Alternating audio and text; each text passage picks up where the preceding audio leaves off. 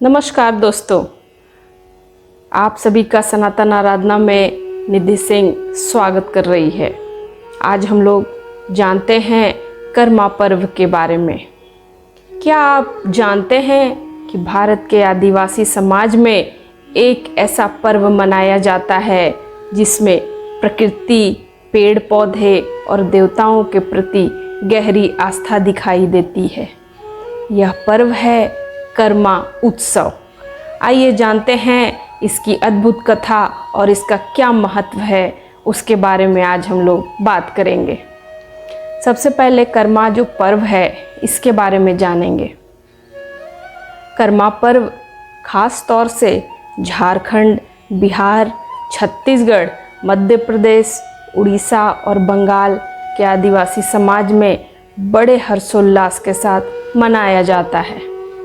इसे फसल और खुशहाली का पर्व भी कहा जाता है। इस दिन कर्मा देवता की पूजा करते हैं, जिन्हें धन, संतान, सुख, समृद्धि और प्रकृति का रक्षक भी कहा जाता है। कब और कैसे मनाया जाता है, आइए अब वो देखते हैं। भाद्रपद की जो शुक्ल पक्ष की एकादशी होती है, इस दिन यह कर्मा पर्व मनाया जाता है। गांव की महिलाएं और युवक जंगल में जाकर कर्मा वृक्ष जो होता है उसकी डाल को लेकर आते हैं। उस डाल को गांव के चौक या पूजा के स्थल पर गाड़कर पूरे गांव के लोग मिलकर इसकी पूजा करते हैं। कर्मा पर्व की जो कथा है, आइए वो जानेंगे अब। कहा जाता है एक बार 7 भाई थे। उनमें सबसे जो छोटा था उनका नाम था कर्मा। ईश्वर का भक्त था वो और धर्म प्रिय भी था। बाकी जो 6 भाई थे वो भोग विलास में डूबे रहते थे, खेती बाड़ी को भूल ही गए। धीरे धीरे उनके घर में अन्न और समृद्धि खत्म हो गई। तब छोटे भाई कर्मा ने जंगल जाकर कठोर तपस्या की।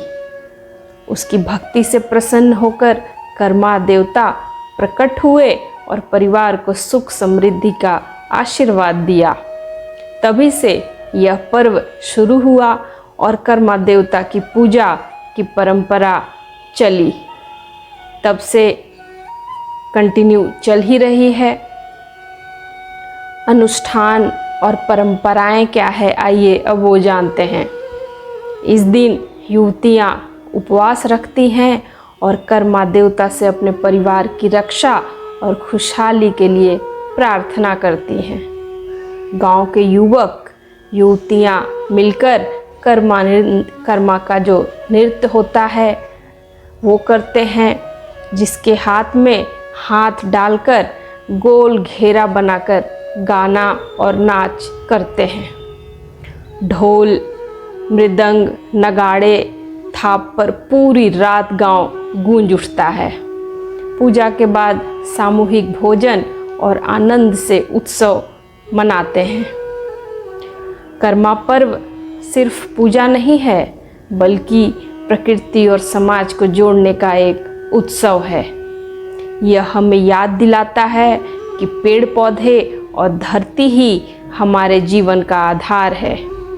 आदिवासी समाज इस पर्व के माध्यम से सामूहिकता, भाईचारा और प्रकृति के संरक्षण का संदेश देता है। आधुनिक जीवन में जब लोग पेड़ काटने और प्रकृति को भूलने लगे हैं, तब कर्मा पर्व इसे सिखाता है कि प्रकृति ही पूजा है और प्रकृति की पूजा से ही जीवन की सच्ची समृद्धि जुड़ी हुई है। आज भी यह पर्व आदिवासी संस्कृति की पहचान है और इसे बड़े गर्व और धूमधाम से मनाया जाता है। तो दोस्तों, कर्मा पर्व हमें सिखाता है बिना प्रकृति के हमारा अस्तित्व ही अधूरा है।